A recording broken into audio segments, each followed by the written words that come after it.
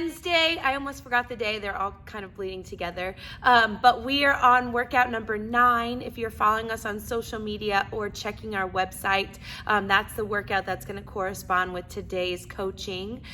We've got a really great shoulder workout for you today. Plus, we're running outside, which I don't know if you guys have looked outside today, but it is gorgeous. There's like hardly a cloud in the sky, and I think it's around 70 degrees. So just the perfect day to get outside your house, especially if you've been cooped up for a week like I have, and get some really good fresh air. Grab your dog, put him on a leash, and take him on those 400-meter runs with you. So let's talk about the workout.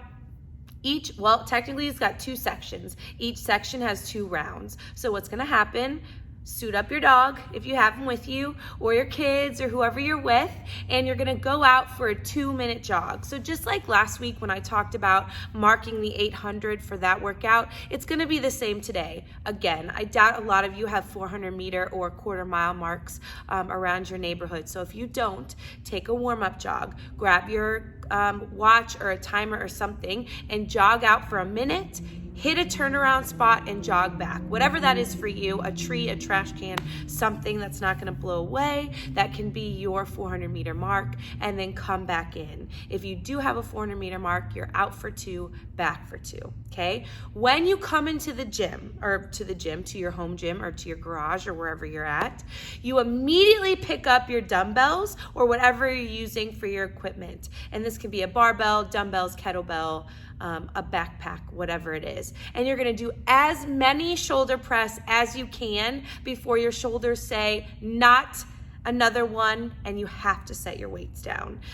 So this is what a max rep set is. Your goal is not to do 5, set them down, rest, 5, set them down, rest. Your goal is to do as many as you can do before your arms give out. Then you'll set your weights down and immediately go out for your next 400-meter run.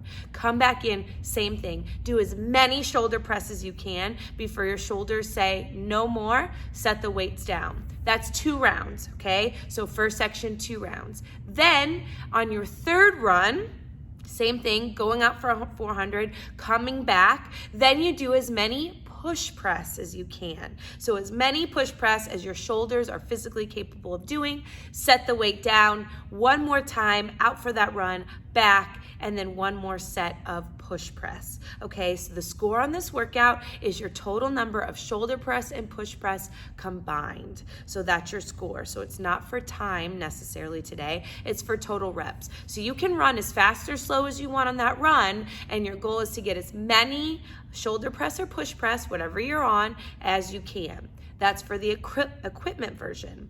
If you're at home and you don't have equipment, we're gonna scale a handstand push-up. So those of you that have been doing CrossFit or something like that for a while, we do a lot of handstand push-ups on the wall. We worked our wall climb yesterday, so today you're doing a handstand push-up. So the first 2 rounds are strict, and then the second 2 rounds are kipping.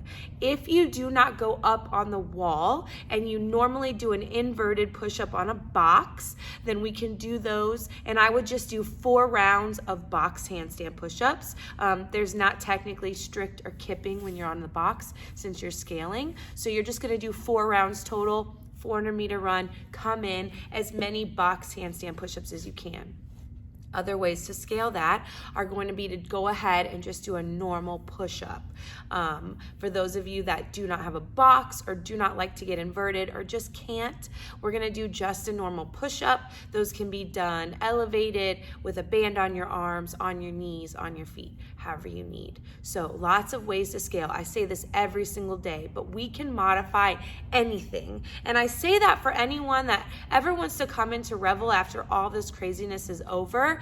Please don't ever be afraid to come in and try it. You don't have to be in shape. You could have just literally gotten off the couch for the first time in 10 years and said, I wanna get in shape, or I wanna get fit or healthy, or whatever that means to you. And you come in to me and we can scale anything that you need to scale, okay? So there's no fear, no awkwardness, no intimidation when you come in. All right, you come in, we scale just like we're doing in these videos, and then you get a good workout. So don't let fear stand in your way when you do this kind of stuff. And if you're at home and you don't know how to scale, just message me. You can DM me if you want. You can post on the board if you're on Fitco or Revel Strength and Fitness. I have 100 members here that would love to help you scale for you. So please stay in contact, learn how to modify, and let me help any way I can.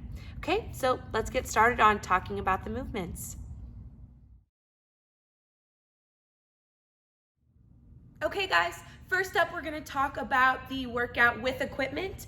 Today I'm using dumbbells. If you were at home and you had a barbell, you could use a barbell or a bag of books or something, a kettlebell, something that you can put overhead with a little bit of weight.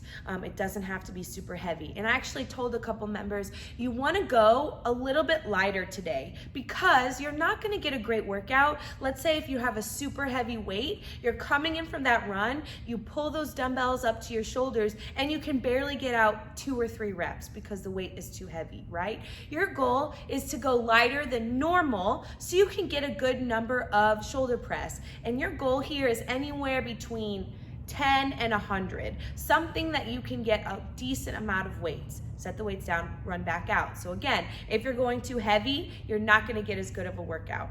So I'm gonna talk about shoulder press first, and then I'll talk about push press. Remember, these movements are natural progressions of each other. If you were in your garage and were moving stuff around, you would use a shoulder press to put pillows on the shelf, okay? You wouldn't use a shoulder press to put a bag of books on a shelf because your shoulders can't do that much weight. You need to involve your legs. And so that's what the push press does. Once the weight gets too heavy to press overhead, the body naturally wants to use the legs, and that's where the push press comes into play. You use your legs to dip and drive and put that bag of books or the dumbbells or whatever it is overhead.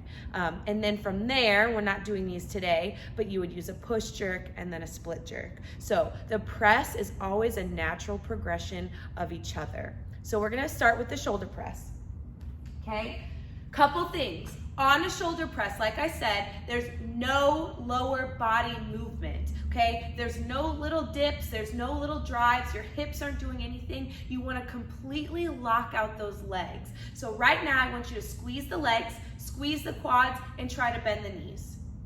You can't do it, right? Because everything is tight in the lower body. So that's what I want you to think about when you're doing these shoulder press today. Nothing moves in the lower body, okay? Secondly, when you have the weights on your shoulders, a lot of times what happens is we flare our rib cage out, okay? Especially for those of us who have shoulder flexibility issues, flaring the rib cage allows our shoulders to get back a little bit, but puts our back at a bad angle. So you want to make sure the rib cage is tucked down and the body is in a nice straight line. And it takes a little bit of practice to understand how to squeeze that rib cage down.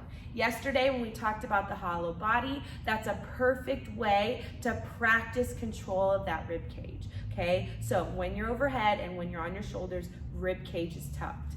From here, I'm going to do it without weights first. Legs are tight, buns are squeezed, dumbbells are at your shoulders, your elbows are up, okay? They're not back. When your elbows are back, it causes us to hold the weights completely in our arms.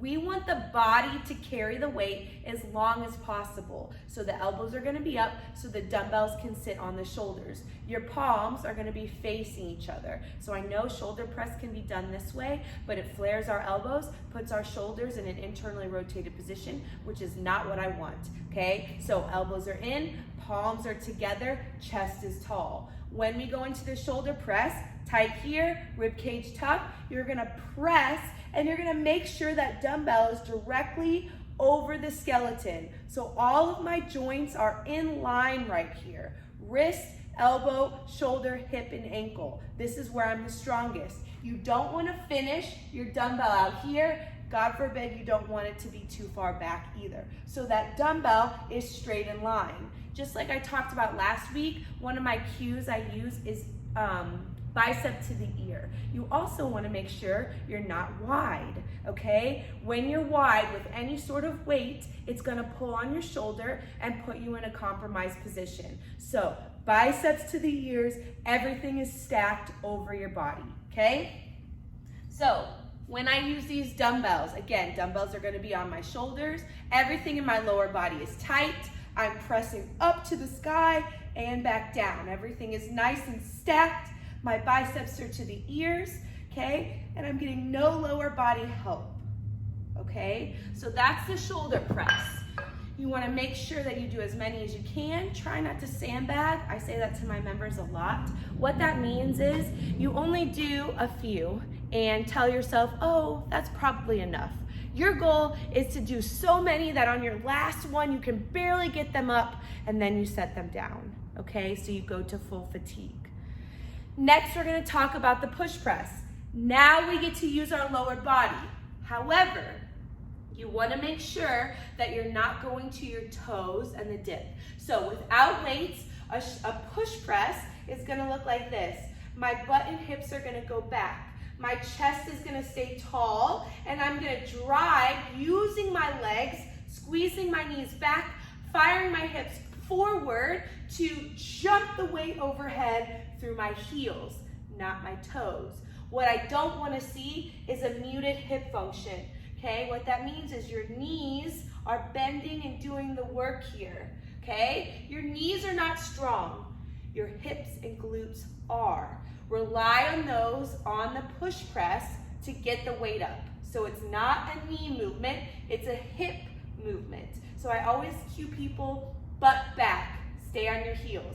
If you feel yourself bouncing around on your toes, you're probably using just your knees, okay? So again, elbows are up, chest is tall, rib cage is tucked, just like in the shoulder press. We're gonna dip back on the heels and then use that dip to drive our weights overhead. Again, dip, drive, dip, drive. Another thing I want you to think about is it's not two movements. It's not a dip and then a push. You use the hips to get up. Also, you want to think about keeping that chest nice and tall, okay? You don't want to lean forward. And you want that dip to be very small. It's not a squat, okay? You're not squatting down. It's a quick dip and drive. So if I use my dumbbells, it'll look like this. Weights are going to be at the shoulders. Chest is going to be tall. I'm going to push my butt back, and I'm going to jump that weight overhead. Same thing with the shoulder press, making sure the biceps are in my ears, okay? If you notice, the legs did the work there, not my arms. It's all a leg movement, okay? Your arms are just guiding it up to go overhead. Make sense? So, shoulder press, no legs, push press with legs. Be really cautious to not mix those up during this workout. All right? Good luck. All right, guys.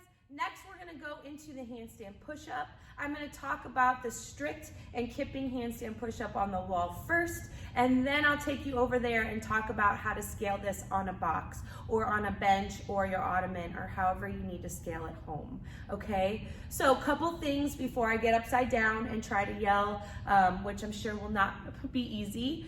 Same thing we talked about with the shoulder press. You don't want to have an arched back. A lot of people do this on a on a handstand push-up. They flare their rib cage out and their butt is touching the wall. This is the opposite of what you want to think about. You want to keep your butt tucked and your rib cage tucked so you're forming a nice solid line through that core, okay? Try not to overarch.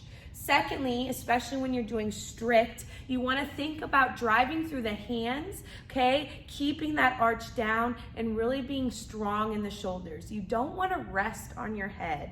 On a strict handstand push-up, think of it like a touch and go, okay? You work the stretch shortening cycle of the shoulders, you come down, you lightly touch the head, and you press back up. If you get stuck in the bottom and you're resting on your head, your arms are gonna have double the challenge to get back up, and that's where you're gonna really struggle with this. So unlike a kipping handstand, you do not rest on your head. It's a touch and go movement, okay? So I'm gonna get upside down over here a little bit. I'm gonna show you what I mean about arching your back on the wall, and then I'll do a few strict handstand push-ups. So when you're doing this, okay, you want to have your hands just outside your shoulders, not too wide. You can see we have these boxes on the mat from the open, so I would always use that to make sure my hands were in a good place, okay? I'm going to step up to the wall. I'm going to kick into it, and I'm going to make sure I'm not here. So see how my butt's on the wall and my rib cage is hyperextended? That is the opposite of what I want you to do. It puts your back in a really bad angle. So when I'm upside down, I'm gonna keep everything nice and tucked. I'm gonna go down to my head, I'm gonna touch briefly, and then press back up through my hands, okay? Coming down, press, and push.